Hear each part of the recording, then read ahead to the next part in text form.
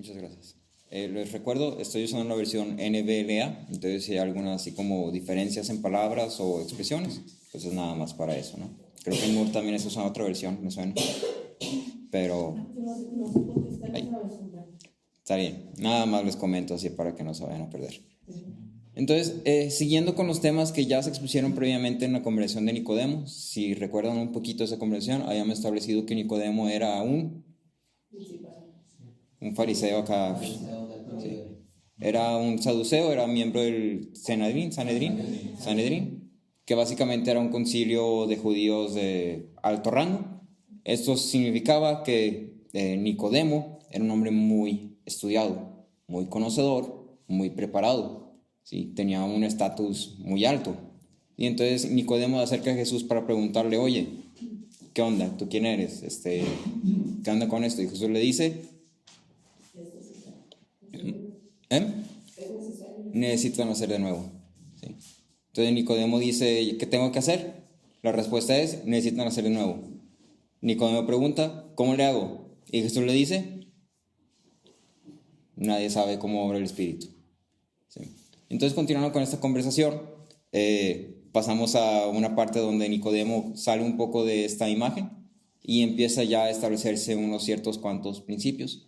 Si te hago desde ahorita como la aclaración, hay muchas ideas que están aquí. Voy a irme como una por una. Te voy diciendo en qué versículo están. Trata de seguirme el hilo lo mejor que puedas. Voy a irme un poquito rapidito nada más porque escribí mucho. Ya cuando acabé ya eran como 15 páginas. Entonces, pues bueno. Sí. De aquí a Navidad se acabamos. No se preocupen. Entonces, en esta siguiente sección, procede a desarrollar el motivo por el cual era necesario que el Hijo fuera enviado. La obra de regeneración, sin la exaltación de Jesús, sería imposible de llevar a cabo. Esta porción está buscando definir el por qué es crucial que el Hijo descendiera, fuera crucificado, y cómo es que esto trae a los hombres a una esperanza en medio de la perdición total, ¿sí? Algo que hemos dicho es que el hombre es incapaz. El hombre no tiene capacidad de él por sí mismo, por su cuenta, salvarse a sí mismo. El hombre está totalmente perdido. Entonces necesitaba a alguien que le extendiera la mano y le dijera, ven, yo te ayudo, yo te levanto. ¿Sí? Entonces versículos 9 y 10 dicen, Nicodemo le preguntó, ¿cómo puede ser esto? ¿Sí? Jesús le respondió, tú eres maestro de Israel y no entiendes estas cosas, nuevamente haciendo este énfasis de tú que supuestamente sabes todo sobre la ley, tú que supuestamente estás preparado, tú que, si estamos hablando de hombres que pudieran entender esto, tú deberías ser el primero. Y le dice, y no puedes entender esto. En verdad te digo que hablamos lo que sabemos y damos testimonio de lo que hemos visto, pero ustedes no reciben nuestro testimonio.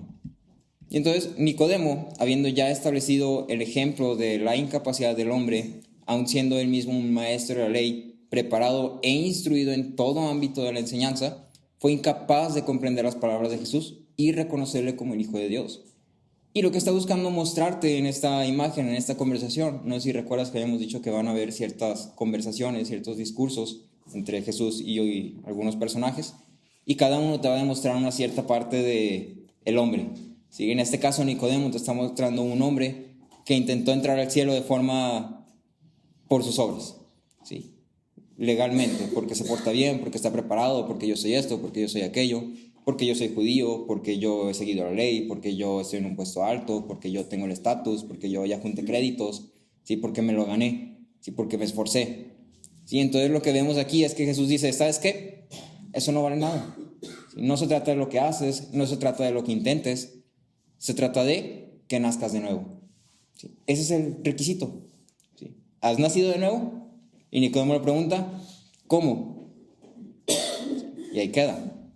Entonces, Nicodemo muestra al hombre que por más capacitado terrenalmente, o muestra que por más capacitado que un hombre pueda estar terrenalmente, no cuenta con la capacidad espiritual de comprender las verdades del Evangelio. No puede ver el reino de Dios a menos que sea nacido de nuevo por medio del Espíritu de Dios que obra en su corazón. De esta conversación podemos darnos cuenta que las preguntas que Jesús presenta a las personas no son meramente un reto para que cumplan. Jesús no está queriendo ahí picar costillas a ver si sabe, y a ver si puede. No, le está presentando preguntas que están confrontando su estado, está confrontando su naturaleza, sus motivaciones, su corazón. ¿Sí? Entonces presentan verdades del Evangelio y todos los factores y fundamentos del Evangelio y está buscando que el lector sea dirigido a estas afirmaciones. Las preguntas que Jesús hace a estas personas, algo muy curioso que puedes notar es que cambia el pronombre, en vez de decir tú Nicodemo dice ustedes. ¿Sí? No es un mero error gramático, es con intención. ¿Cuál es la intención? Tú lector, nosotros lectores, hazte esta pregunta. ¿Cómo estás intentando entrar al reino de Dios? ¿Porque te portas bien? ¿Porque vienes todos los días a la iglesia? ¿Porque sirves? ¿Porque estudias la Biblia? ¿Porque te la sabes de pies a cabeza? ¿Porque has estudiado todos los libros? ¿Te sabes todas las respuestas? ¿Por eso? ¿O cumples el requisito necesario? Has nacido de nuevo. El versículo 11 habla de conocimiento y testimonio.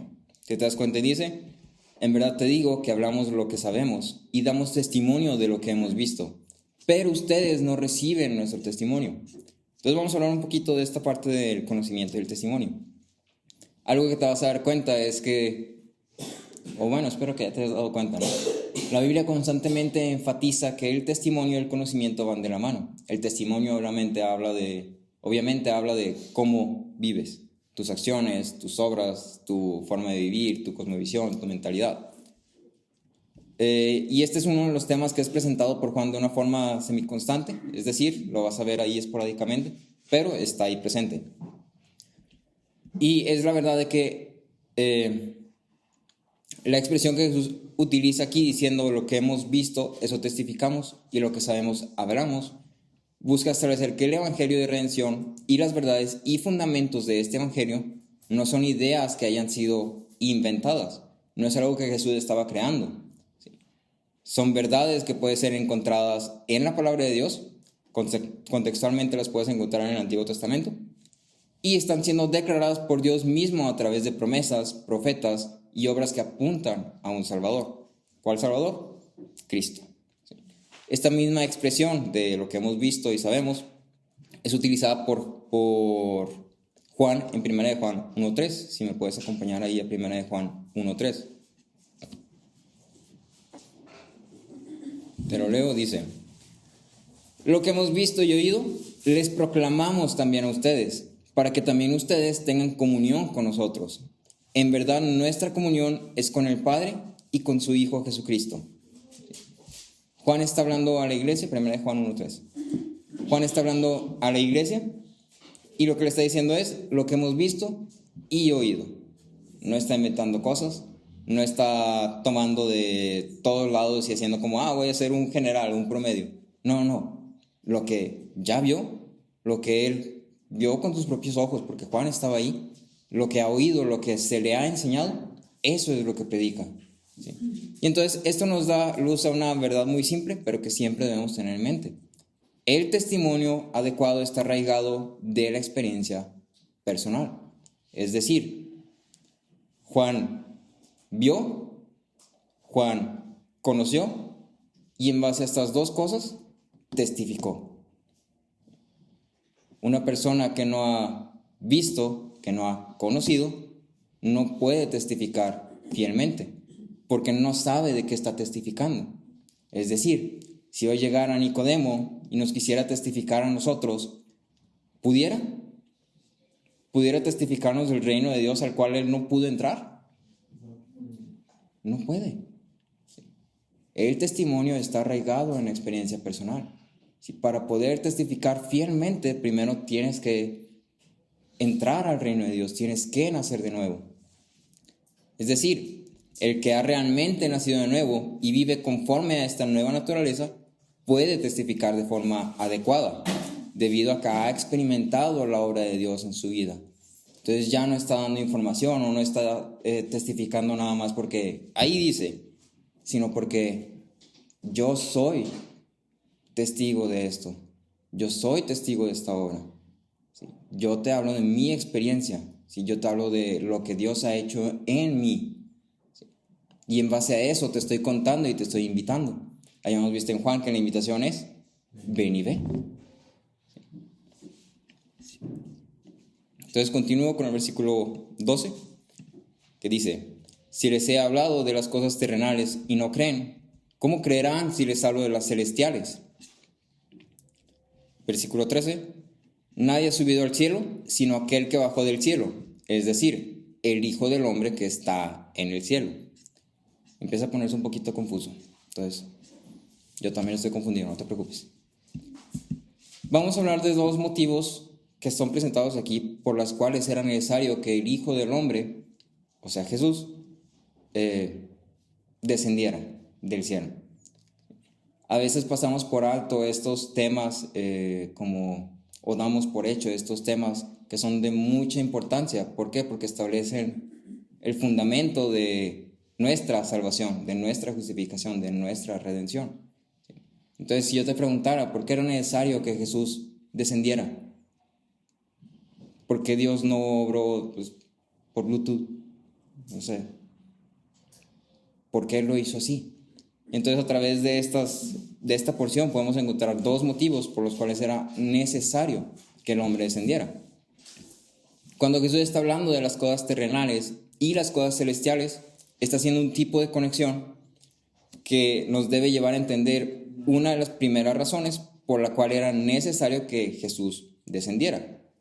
Las cosas celestiales, vamos a entenderlas como el conocimiento de las realidades celestiales, el conocimiento del reino de Dios, de hay un Dios creador que nos creó, de estamos perdidos, de necesitamos un Salvador, de hay un Espíritu Santo. El conocimiento de estas cosas celestiales era algo que para el hombre estaba totalmente fuera de su alcance, ya que nadie ha subido al cielo. Dentro de lo que leía, estaba leyendo que los judíos tenían como estas historias, que creo que ya lo habíamos comentado, no recuerdo si el pastor ahora no lo había comentado, de básicamente personas que ellos decían o llamaban santos, que eran personas que habían muerto y que habían ascendido al cielo y que Dios les había iluminado la mente. Pero algo curioso con esta historia es que, bueno, primero que nada eran pues especulaciones, no tenían forma de confirmarlo porque ya estaban muertos. Y segunda, ascendían, pero pues ya no descendían. ¿Sí? Entonces, esa iluminación que estos santos tenían se quedaba allá. ¿Sí? Mientras tanto, las personas acá vivas que necesitaban ese conocimiento, así se quedaban. ¿Sí? Entonces, por medio de estos dos textos, es establecido que es necesario que Jesús descendiera para dar a conocer las verdades que de otra forma hubieran permanecido ajenas al hombre eternamente. Las verdades celestiales son reveladas a través del Hijo del Hombre, quien descendió de los cielos para darnos a conocer quién es el Padre. Entonces, el primer motivo por el cual era necesario que Jesús descendiera era para dar a conocer quién es el Padre. Si Jesús no hubiera descendido, no sabríamos quién es el Padre. Si ese conocimiento seguiría siendo, ni siquiera sabríamos que no sabemos. Sí, así te lo dejo.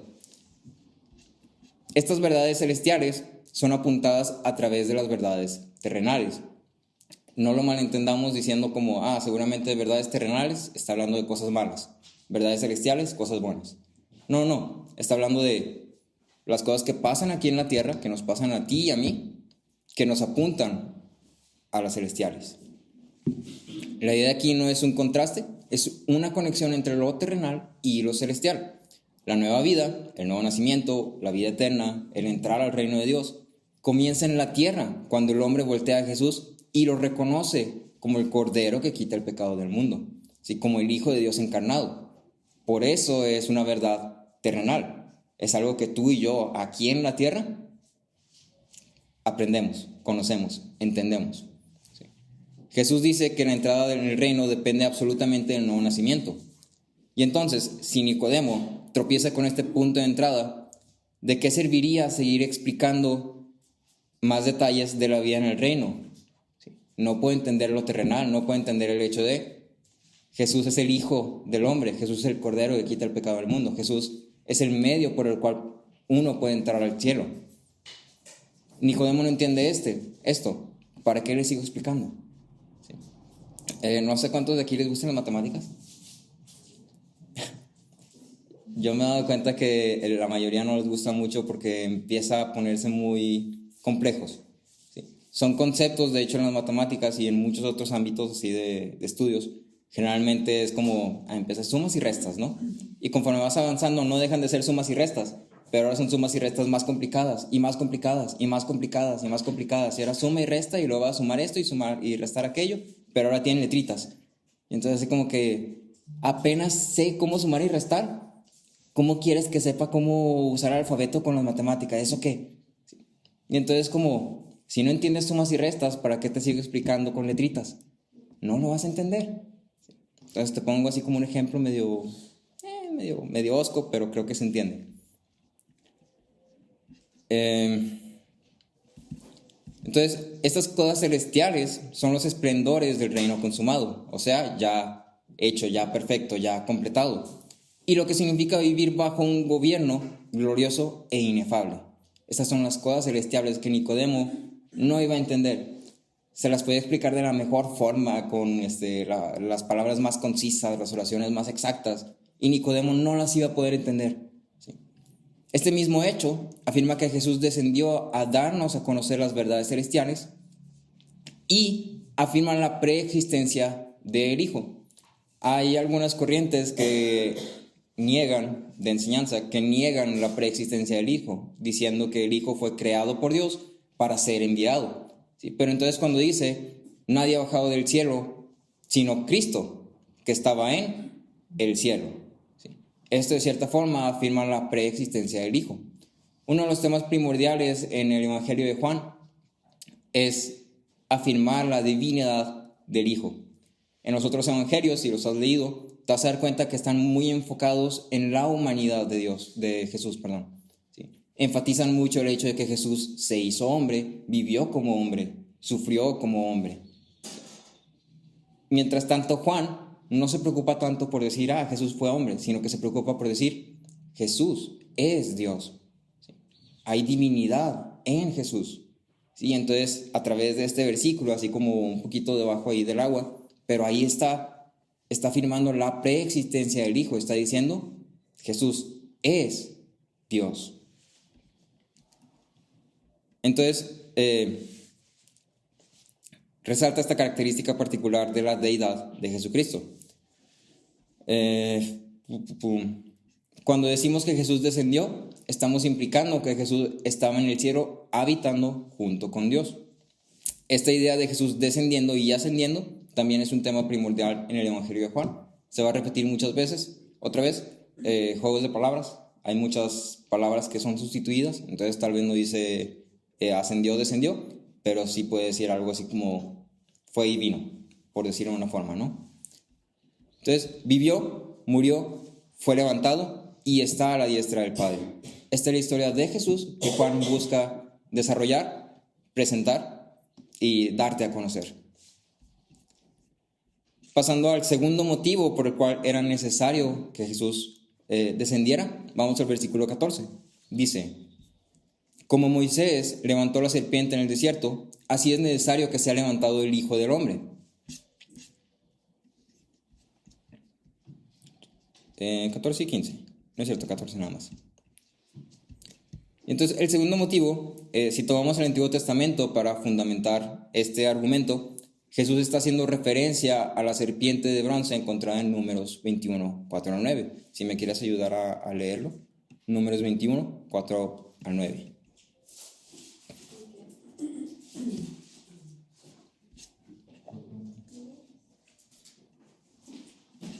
Después partieron del monte de Or, camino del Mar Rojo, para rodear la tierra de Edom. Y se desanimó el pueblo por el camino, y habló el pueblo contra Dios y contra Moisés. ¿Por qué nos hiciste subir de Egipto para que muramos en este desierto? Pues no hay ni pan ni agua, y nuestra alma tiene fastidio de este pan tan liviano. Y Jehová envió entre el pueblo serpientes ardientes que mordían al pueblo, y murió mucho pueblo de Israel. Entonces el pueblo vino a Moisés y dijo, hemos pecado por haber hablado contra Jehová y contra ti. Ruega a Jehová que quite de nosotros estas serpientes. Y Moisés oró por el pueblo. Y Jehová dijo a Moisés: hazte una serpiente ardiente y ponla sobre un asta, y cualquiera que fuere mordido y mirare a ella, vivirá. Y Moisés hizo una serpiente de bronce y la puso sobre un asta, y cuando alguna serpiente mordía a alguno, miraba a la serpiente de bronce y vivía. Algunas aclaraciones nada más como para no confundirnos. Aunque la imagen de la serpiente generalmente es utilizada para referirse a Satanás o al diablo, contextualmente en este pasaje en específico no está vinculada con esa idea. Algo que platicaba con Noré ya hace muchas semanas era respecto a esta parte de los términos que encontramos en la Biblia, y que es muy importante conocer los términos para no equivocarnos al momento de interpretar. Es decir, por ejemplo, ahorita vamos a ver esto de vida eterna. Cuando se dice vida eterna, tú puedes entender vida que dura eternamente. ¿Sí? Eso sería como lo común, ¿no? Y pues sí, tiene sentido. Está hablando de vida y una duración eterna. Pero en el caso de Juan, vamos a verlo, realmente no está hablando exactamente de la longevidad. ¿Sí? Está haciendo énfasis en la calidad de vida. Es un término que Juan utiliza con ese propósito, con ese significado. Entonces es importante respetar ese significado. En el caso de aquí de Números, cuando está hablando de la serpiente, no está conectándolo con la imagen de Satanás o con alguna connotación negativa. Es simplemente una imagen que está utilizando. ¿Sí? Entonces, de esta misma forma que el pueblo debía mirar a la serpiente de bronce para no perecer, siendo este un medio por el cual Dios estaba proveyendo al pueblo de vida física, en este caso, esta imagen es tomada para apuntar a cómo el Hijo también debía ser levantado de tal forma que quien volteara a ver a Cristo creyera en Él y tendría vida eterna. ¿Sí? Es una imagen, está apuntando a Cristo. Por la provisión de Dios, nueva vida es otorgada a los hombres.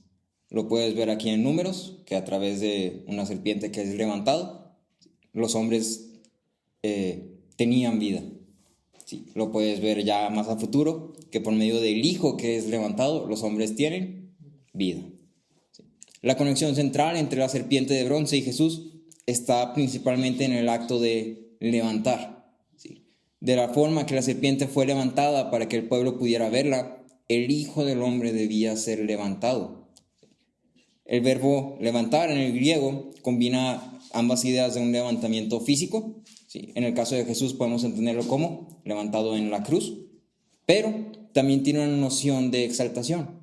¿Sí? Entonces está medio raro ese término, ¿no? Así como, o sea, te van a crucificar, pero también está siendo exaltado. Qué raro, ¿no? Pero finalmente, otra vez, lo hemos visto muchas veces que Juan le gusta usar estos juegos de palabras, y este es otro juego de palabras. Y la idea es que los dos significados buscan dar a conocer el vínculo profundo entre la cruz y la exaltación de Jesús. ¿Sí? Estas dos cosas son dos eventos, dos cosas que están unidas entre sí. ¿Sí? Sin la cruz, Jesús no hubiera sido exaltado. Sin la exaltación, la cruz no tendría valor. En Isaías podemos encontrar un vínculo cercano entre crucifixión y exaltación, dando la imagen, como algunos estudiosos lo ponen, de el péndulo de la glorificación. Sí. Si me acompañan a Isaías 52, 13 al 15 y 53, 10 al 12. 52, 13 al 15 y 53, 10 al 12. Te lo leo. Dice: oigan esto, mi siervo prosperará, será enaltecido, levantado y en gran manera exaltado. Entonces, acuérdate de ese primer versículo. De la manera que muchos se asombraron de ti, pueblo mío, así fue desfigurada su apariencia más que la de cualquier hombre, y su aspecto más que el de los hijos de los hombres. Ciertamente él asombrará a muchas naciones. Los reyes cerrarán la boca ante él, porque lo que no les habían contado verán, y lo que no habían oído entenderán. Pero quiso el Señor, este es el 53:10, pero quiso el Señor quebrantarlo, sometiéndolo a padecimiento. Cuando Él se entregue a sí mismo como ofrenda de expiación, verá su descendencia, prolongará sus días y la voluntad del Señor en su mano prosperará. Debido a la angustia de su alma, él lo verá y quedará satisfecho. Por su conocimiento, el justo, mi siervo, justificará a muchos y cargará las iniquidades de ellos.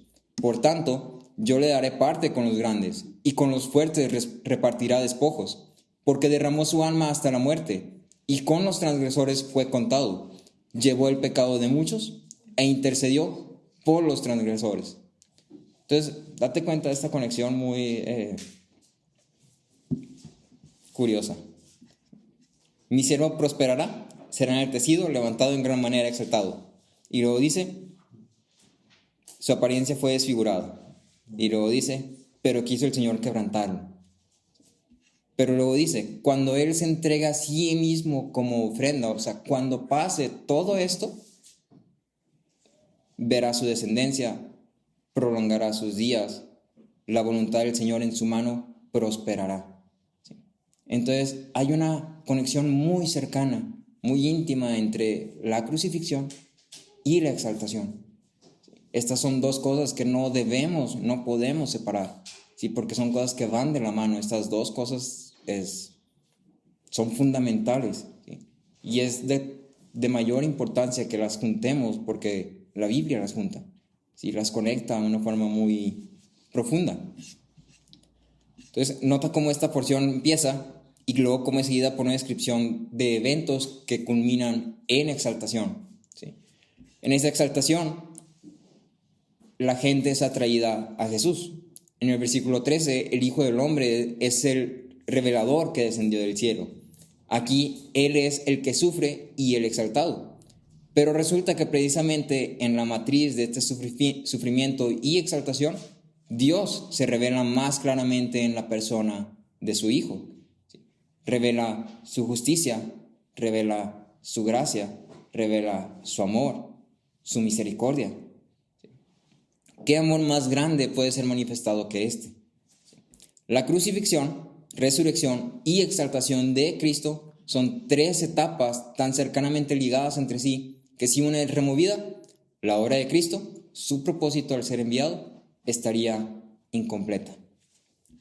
Él debe ser levantado. Ese es el propósito determinado de Dios. Cuando es levantado, Jesús será devuelto a la gloria que una vez compartió con su Padre.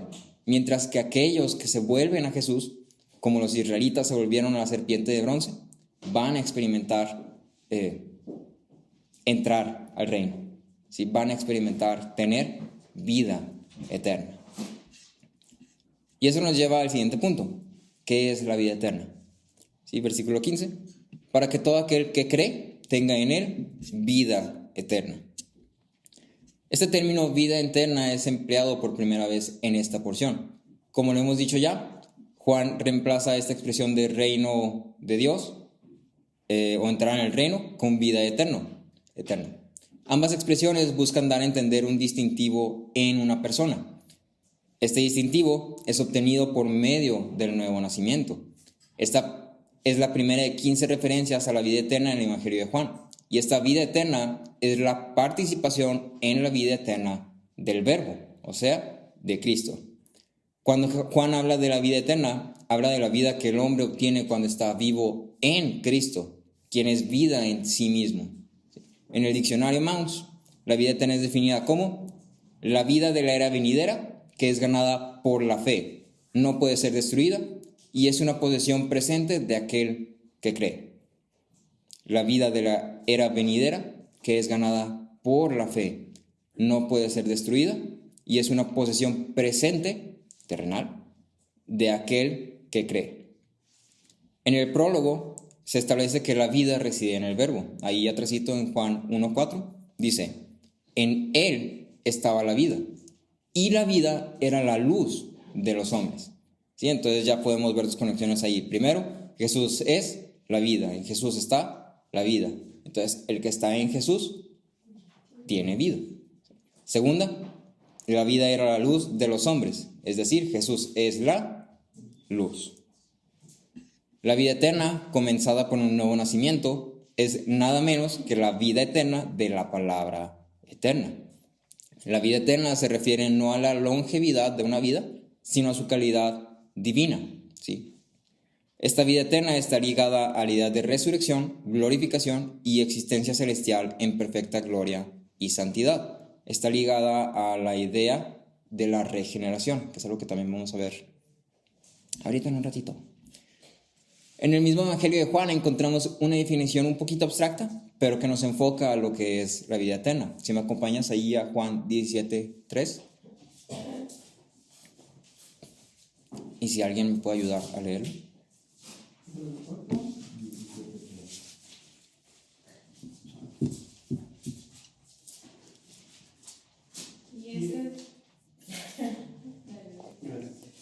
Esta es la vida eterna, que te conozcan a ti, el único Dios verdadero, y a Jesucristo, a quien has enviado.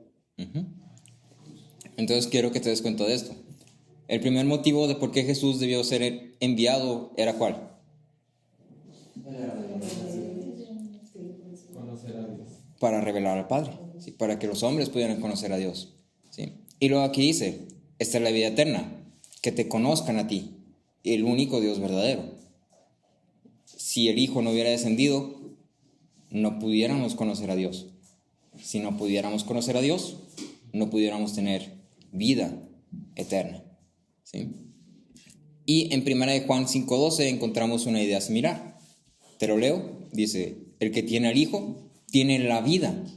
El que no tiene al Hijo de Dios no tiene la vida. Declaración simple, concisa. Y Pablo la desarrolla un poquito más, estableciendo una distinción entre vida en Cristo y muerte fuera de Cristo. Él hace el contraste diciendo los que están vivos en Cristo o vivos en Adán. Sí, y esto lo puedes encontrar en 1 Corintios 15:22. Dice, porque así como en Adán todos mueren, fuera de Cristo todos mueren, en Cristo todos serán vivificados. Sí cabe destacar 2 puntos o 2 aclaraciones con respecto a la vida eterna. Como te lo decía, es importante entender y conocer la terminología que se usa, el autor específicamente, y respetar este significado o idea que está buscando expresarse, siendo congruentes con el mensaje completo del autor. Cuando encontramos esta expresión de vida eterna en Juan, siempre vamos a entenderla con la misma definición que le es atribuida en Juan 17:3. En otras palabras, la expresión vida eterna siempre se refiere a vida en Cristo y está haciendo una distinción en la calidad de vida, no en la longevidad de vida. Lo que está diciendo es que los que tienen vida eterna tienen una calidad de vida distinta a los que no tienen vida eterna. Segunda aclaración, teniendo en mente el uso de esta expresión, es importante dejar en claro que finalmente todos los hombres van a vivir eternamente cuando hablamos de longevidad, ¿sí? O sea, todos los hombres van a vivir por la eternidad. La diferencia o contraste que se busca dar al definir o contraponer vida y muerte es unión a Cristo y separación de Dios. Este es otro tema bastante amplio al que no vamos a entrar ahorita porque es otro tema totalmente difícil, ¿sí? Pero entonces nada más te lo pongo ahí sobre la mesa para que lo tengas en mente, ¿sí? Entonces cuando veamos vida eterna en Juan, vamos a entenderlo como vida en Cristo, ¿sí? Calidad de vida, exactamente.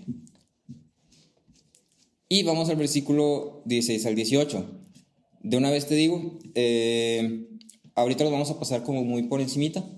En la próxima sesión vamos a dedicarles ya un estudio ya más a detalle, más específico, más desarrollado de estos 3 versículos específicamente. Entonces ahorita nada más vamos a pasarlo así rapidito.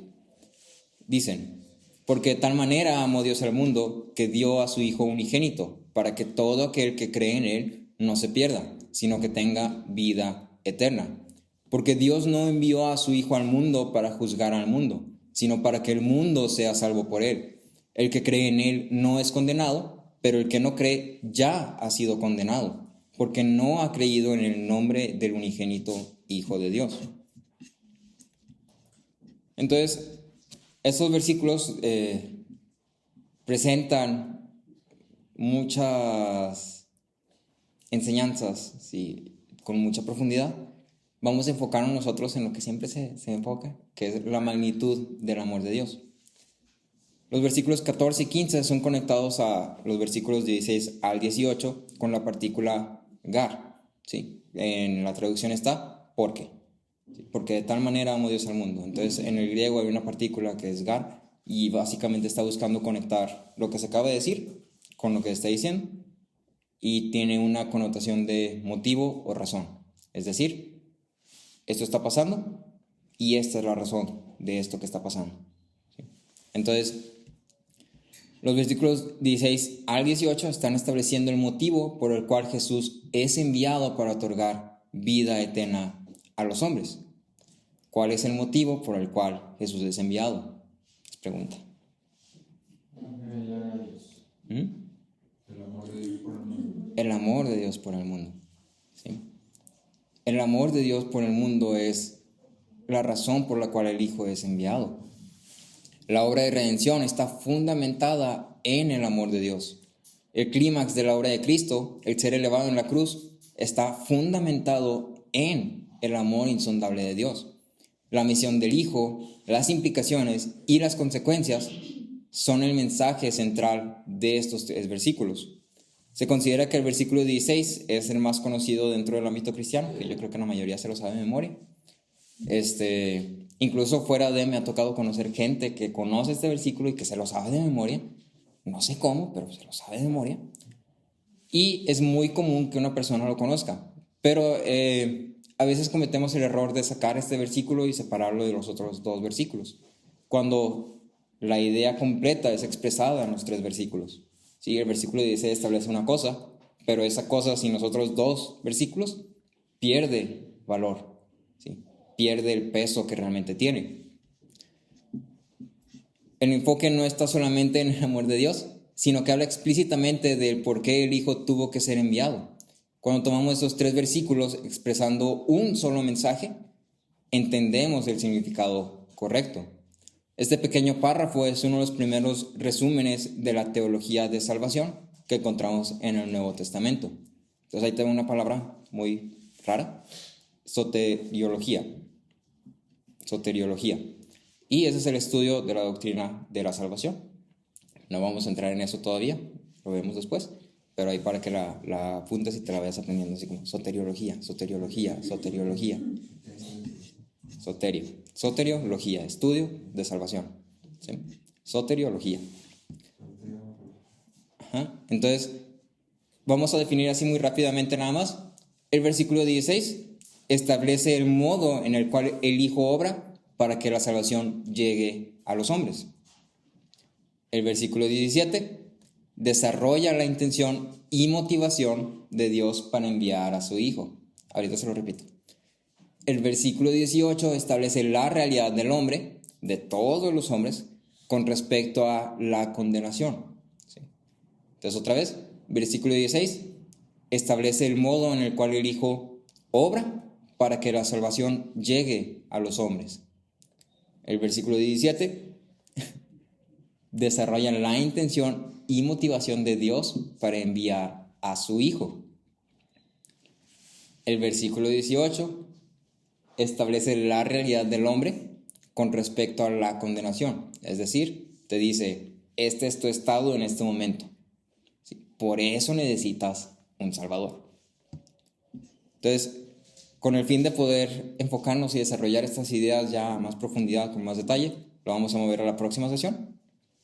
Pero la idea central que vamos a mantener por ahora es esta. El Hijo fue enviado a cumplir un propósito por amor. El Hijo fue enviado a cumplir un propósito por amor. Esa es la idea que ahorita vamos a agarrar. Entonces, no fue una necesidad, no era que Dios necesitara salvarnos, no era que Dios necesitara a los hombres, no fue un experimento, no era que Dios quería ver qué pasaba, a ver si salvaba o si enviaba a su Hijo, a ver cuántos. No es una apuesta que dijo, yo apuesto que 20% de toda la población de todos los tiempos. No es un experimento. No fue un acto de diferencia de Dios hacia el hombre, así como, pues mándaselos a ver qué pasa. Digo, pues bueno, no me cuesta nada. ¿Sí? No fue un acto de indiferencia, ni fue un acto de crueldad hacia Jesús. No fue que Dios dijera, yo quiero hacer sufrir a mi Hijo. ¿Sí? Entonces ve y ya si nadie te salva, ni modo, yo lo disfruté porque sufriste. ¿Sí? No, es una manifestación del inmenso amor de Dios y cómo está siendo reflejado a los hombres. Vamos a versículos 19 al 21. Ya merito acá. Dice, y este es el juicio, que la luz vino al mundo y los hombres amaron más a las tinieblas que a la luz, pues sus acciones eran malas, porque todo el que hace lo malo odia la luz y no viene a la luz para que sus acciones sean expuestas. Pero el que practica la verdad viene a la luz para que sus acciones sean manifestadas que han sido hechas en Dios.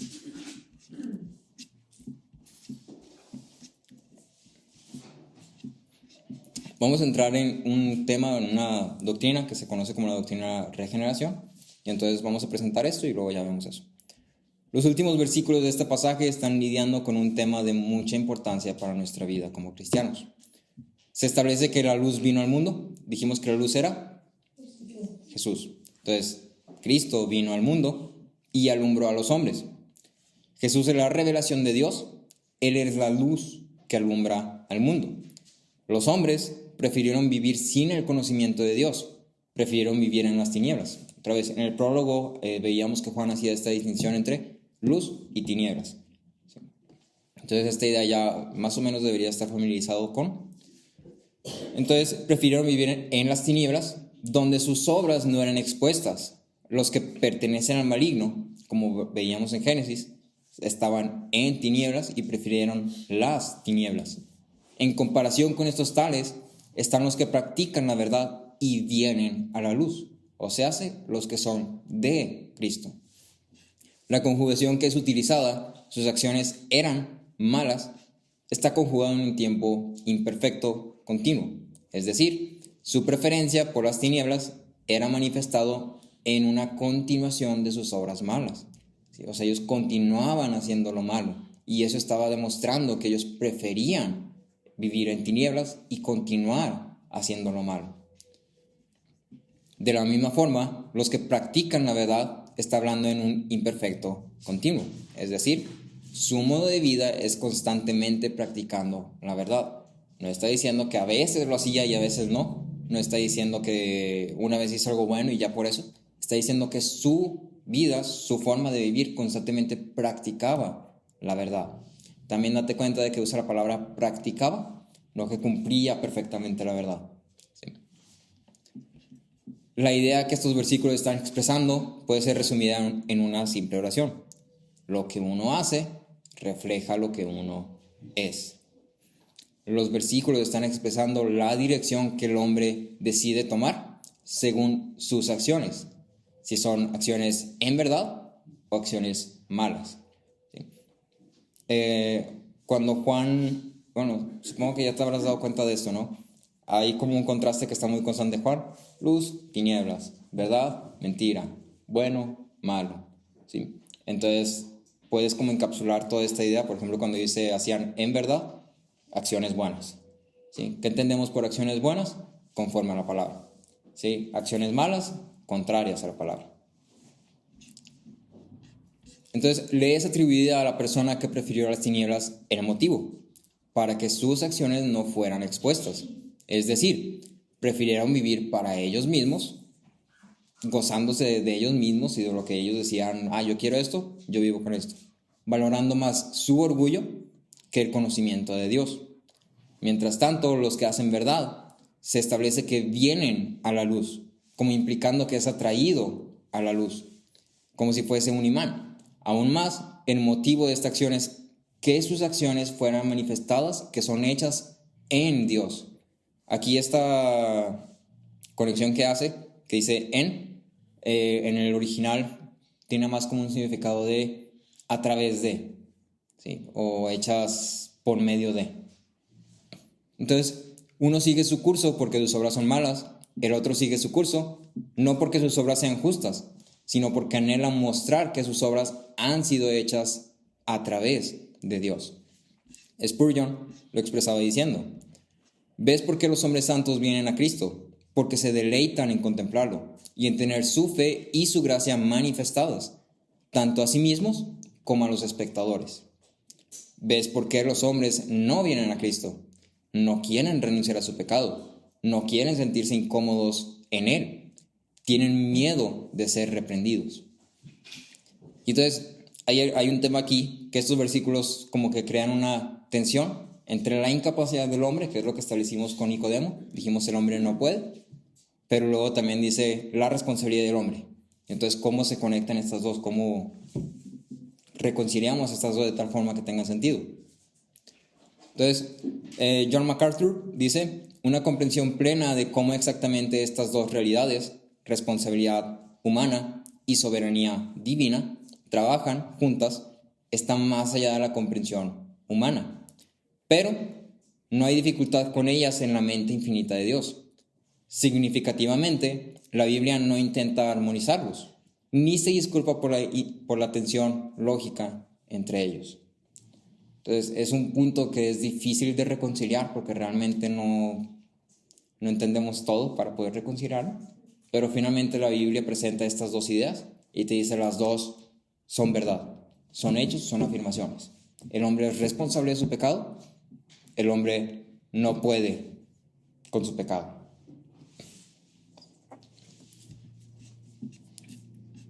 La respuesta de esto que te puedo dar por ahorita está en entender la obra de regeneración de Dios en el hombre. La Biblia constantemente predica sobre la incapacidad del hombre de nacer de nuevo por su cuenta, pero mantiene responsable al hombre por su pecado. No es incongruencia, no es injusticia, sino es algo que está manifestando el valor de la gracia. Los versículos 16 al 19 hablan de este amor de Dios, que es la razón por la cual envía a su Hijo, para que quienes creen no se pierdan. Si Dios no enviara a su Hijo, ¿qué crees que pasaría? Todos estamos totalmente perdidos, ¿sí? No hay esperanza de salvación para absolutamente nadie, porque todos somos responsables de nuestro pecado. Todos hemos sido condenados por el pecado de Adán, pero es por la obra de Cristo que podemos entrar al reino, que podemos tener vida eterna. Y entonces, para terminar, me gustaría platicarte sobre esta obra de regeneración. Ahí en el versículo 21, donde dice, el que practica la verdad viene a la luz, para que sus acciones sean manifestadas que han sido hechas por medio de Dios. Entonces, esta es una de las principales doctrinas bíblicas, que también tristemente es un poquito muy ignorado. No sé si ya la habrías escuchado, o si ya tienes más o menos una idea de lo que es. Si no, pues vamos a ir poquito a poquito. Esta doctrina de la regeneración encapsula el principio que hace que el Evangelio de Jesucristo esté separado de cualquier otra religión. No se trata de lo que hacemos para ganar el favor de Dios, se trata de lo que Él ha hecho para asegurar nuestra redención. La Escritura habla del nuevo nacimiento como una circuncisión espiritual, un trasplante de corazón, un engendro divino, regeneración espiritual, resurrección, nueva creación, germinación espiritual y otras tantas analogías o imágenes más. Algunas personas sugieren que el nuevo nacimiento es consecuencia de la decisión del hombre por su libre albedrío, es decir, el hombre decide y entonces nace de nuevo. Pero decir esto descarta por completo la conversación de Jesús con Nicodemo. Si así fuera, ¿por qué Nicodemo no fue aceptado para nacer de nuevo? Nicodemo se acercó a Jesús y realmente, si tú lo ves, aunque no perfectamente, no había una intención errada en Nicodemo. No estaba queriendo probar a Jesús, no estaba queriendo ahí como picar costillas. Su intención realmente era saber, sí, él quería saber. Y entonces él tomó la decisión de acercarse. ¿Por qué fue rechazado? Sí. Entonces, ¿cómo funciona esta regeneración? De tal forma que quien practica la verdad viene a la luz. ¿Cuál es la relación entre la regeneración y la fe? Fe que es manifestada en obras, fe que es manifestada en practicar la verdad. Si me acompañan ahí, Efesios 2, 1 al 5.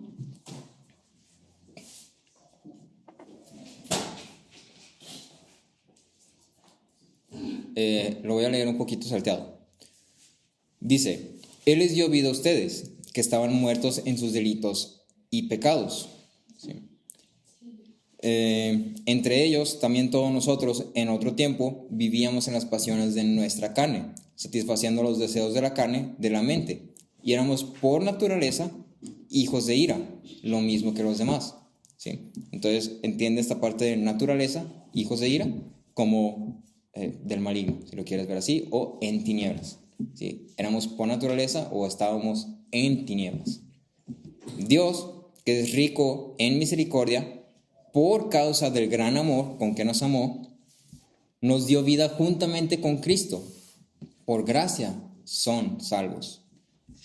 Otra vez cito a John MacArthur. Dice, ser regenerado es tener el corazón abierto a la fe. El Espíritu de Dios también abre los ojos espirituales del pecador, quita el velo de incredulidad y atrae el corazón a Cristo. La regeneración causa estas tres cosas. ¿Sí? Te permite tener fe y te atrae a Cristo. ¿Sí? Entonces, por eso es que los que practican la verdad vienen a la luz. La regeneración es un acto soberano de Dios, donde Él da vida a un alma que está muerta. Es un acto que es hecho por un solo agente, es decir, solamente Dios lo hace. Y tú y yo no tenemos parte en esa regeneración. La imagen que siempre se utiliza es, si estás muerto, no puedes revivirte a ti mismo. Porque estás muerto, no puedes hacer nada. No tienes voluntad ni siquiera porque estás muerto. No tienes opción, no tienes elección, no puedes hacer nada. Necesitas que alguien que está vivo te reviva. Porque tú muerto, estás muerto. Entonces, el versículo 21 utiliza la palabra ergosomai cuando dice, para que sus acciones sean manifestadas que han sido hechas en Dios. Y este ergosomai se usa a menudo para describir el trabajo en un sentido espiritual, implicando un trabajo sobrenatural, trabajo que Dios hace en el hombre. La porción hasta este punto establece un hecho fundamental para los hombres. El que está muerto no puede revivirse a sí mismo. Juan hace mención constante de esta regeneración cuando habla de aquellos que son nacidos de Dios. Entonces te paso tres citas. Es 1 de Juan 2:9, 4:7 y 5:4. 2:9, 4:7 y 5:4. Te las leo. Si saben que eres justo, saben también que todo el que hace justicia es nacido de él. Juan 4:7. Amados, amémonos unos a otros, porque el amor es de Dios, y todo el que ama es nacido de Dios y conoce a Dios.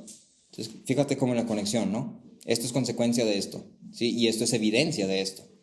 Porque todo lo que es nacido de Dios vence al mundo, y esa es la victoria que ha vencido al mundo, nuestra fe. Entonces, si enlistamos hasta ahorita los hechos que tenemos en la conversación con Nicodemo, tendríamos los siguientes puntos. Para entrar al reino, es necesario nacer de nuevo. Nadie puede nacer de nuevo por su determinación. El Espíritu es quien hace a los hombres nacer de nuevo. Aquellos que no han nacido de nuevo aborrecen la luz, prefieren las tinieblas. Los que practican la verdad vienen a la luz. El que hace justicia es nacido de Dios, ha nacido de nuevo. La manifestación de que alguien ha nacido de nuevo es su fe. En base a estos hechos, podemos entonces establecer que la fe es el resultado de haber sido nacido de nuevo. Los que practican la verdad nacieron de nuevo, y entonces cuando son alumbrados, su reacción no es huir, sino acercarse, porque han nacido de nuevo. En esta verdad, el versículo 21 cobra sentido al entender que quienes practican la verdad es porque han sido regenerados, y por ello, cuando son alumbrados, su reacción es ir a la luz. En Efesios 2:10 dice, somos hechura suya, creados en Cristo Jesús para hacer buenas obras, las cuales Dios preparó de antemano para que anduviéramos en ellas. Cuando decimos que somos creados, significa hacer realidad lo que no existía anteriormente. Como Dios creó todas las cosas, Él crea al nuevo hombre. Hace realidad algo que no existía previamente. En la regeneración, Dios crea un nuevo ser. Recrea la mente, los afectos, la voluntad del hombre previamente muerto. De tal forma que ahora son totalmente renovadas o recreadas a la semejanza de Dios. La regeneración lleva a los hombres a vivir de una forma conforme a la semejanza de Dios, como lo decía el profeta Jeremías, que dice: pondré mi ley dentro de ellos, sobre sus corazones la escribiré, yo seré su Dios y ellos serán mi pueblo. ¿Sí? Y entonces date cuenta de esto. Mi ley está dentro de ellos. ¿Sí? O sea, es intrínseca a ellos. ¿Sí? Está escrita sobre sus corazones, de tal forma que su comportamiento es vivir en esta ley. ¿Sí? Esta inscripción interna, escrita por la mano invisible de Dios, hace que la persona regenerada camine en obediencia a sus estatutos. Dios se compromete a trabajar continuamente en el nuevo creyente para que pueda vivir en obediencia a su palabra durante toda su vida. Entonces, en conclusión, la regeneración tiene ciertas características particulares. Entonces, primero, es una obra unilateral de Dios a el hombre. Segundo, la consecuencia de la regeneración es fe. El nuevo nacimiento precede la fe. Tercero, la fe lleva al hombre a estar en Cristo. Cuarto, el que es nacido de nuevo practica la verdad. El que practica la verdad es nacido de nuevo. Entonces, para terminar, te paso 5 puntos de aplicación, o 5 puntos que esto nos debería llevar a vivir. ¿Sí? El primero es entender el valor de la gracia. Entender que yo no puedo hacer nada, yo no podía hacer nada, aún no puedo hacer nada. ¿Sí? Y fue Dios quien extendió su mano y me levantó de entre los muertos. Debe llevarme a un quebrantamiento, o sea, wow. ¿Sí? ¿Y por qué a mí de entre todas las personas? ¿Sí? No creo haber sido la mejor elección. Si estamos hablando de capacidad o de potencial o, pues no sé, cumplir el propósito de predicar el evangelio, hay miles mejores. ¿Sí? Y entonces debo valorar la gracia, como Dios me presenta la gracia que debe ser valorado. ¿Sí? La gracia no es gratis, tuvo un costo muy alto, ¿sí? Que fue la vida de su Hijo unigénito, que es algo que ya veremos también en la próxima sesión. Segundo, mi forma de vivir debe ser congruente. Si soy nacido de nuevo, practico la verdad. Si no practico la verdad, no soy nacido de nuevo. Tercero, como lo compartía Franci, dependemos de Dios y de su providencia. Descansamos en ella. Y también es entender que no se trata de lo que yo haga, ¿sí? En ningún aspecto. Se trata de la voluntad de Dios y lo que Él decide hacer. Cuarto, esto nos debe llevar a un sentido de urgencia a compartir el evangelio. Jesús descendió para revelar a Dios, pero hay muchos hombres que aún no tienen este conocimiento de Dios porque no ha sido presentado. ¿Sí? Y entonces tú y yo no sabemos quiénes sí, quiénes no. Por ello esto debe llevarnos a un sentido de urgencia, es decir, tengo que dar a conocer a Dios a todos los que pueda dar a conocer a Dios, ¿sí? Para que puedan tener oportunidad de ser salvos. Y cuarto, acciones de gracias. Quinto, acciones de gracias. ¿Sí? Mi vida debe manifestar acciones de agradecimiento constantes a la luz de que Dios me ha amado de esta forma. Y esas acciones de gracias se manifiestan amando como Él me amó.